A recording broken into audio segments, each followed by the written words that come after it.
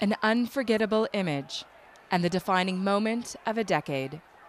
In the years that have followed, 9/11 remains the marker of our entry into a new era, its consequences reflected through the prism of a war on terror.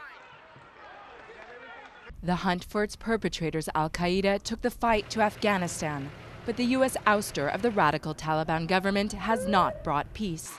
And 8 years on, the battle continues, here and across the border in Pakistan, where a string of horrific attacks has bloodied the nation. Of course, we can't rule out that the Al-Qaeda would not be behind this.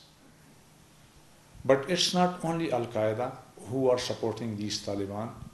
It's other players also in the arena, and they are also supporting to create mess in this country. Other militants around the world have indeed heeded the call of Al-Qaeda and its still-at-large leader, Osama bin Laden, taking up arms and turning themselves into bombs in the hopes of felling governments, repelling Western culture and influence, or building an Islamic State. Just a year after 9/11, the Al-Qaeda-inspired group Jamaat Islamiyah struck in the tourist paradise of Bali, killing 202 people in bomb attacks aimed at foreigners. Across the decade, more dates and more deaths.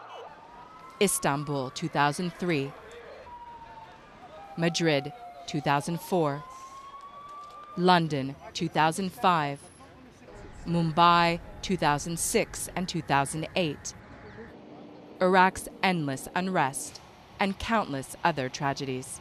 But the world has been swift, too, in its response to new threats, drawing dozens of nations into operations in Afghanistan and tightening the noose on international criminal networks.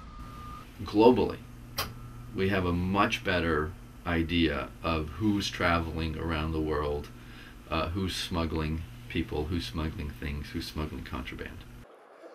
But rights groups accuse some governments of using anti-terror rhetoric to serve their domestic political agendas, as with China's handling of its Muslim minority. Since 9/11, the Chinese authorities have used the pretext of the war on terror to justify their crackdown on the Uyghur community. And emotions run high over whether the anti-terror fight has trampled the rights of regular citizens, criminal suspects, and, of course, detainees at the U.S. prison at Guantanamo Bay. States have a duty and a responsibility to ensure their security.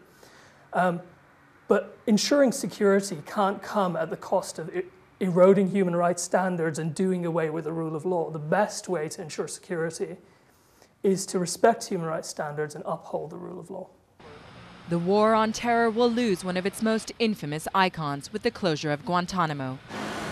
But unlike other great wars of the past, this one knows no closure, continuing on all continents, on the ground, and in the minds of militants and innocents alike.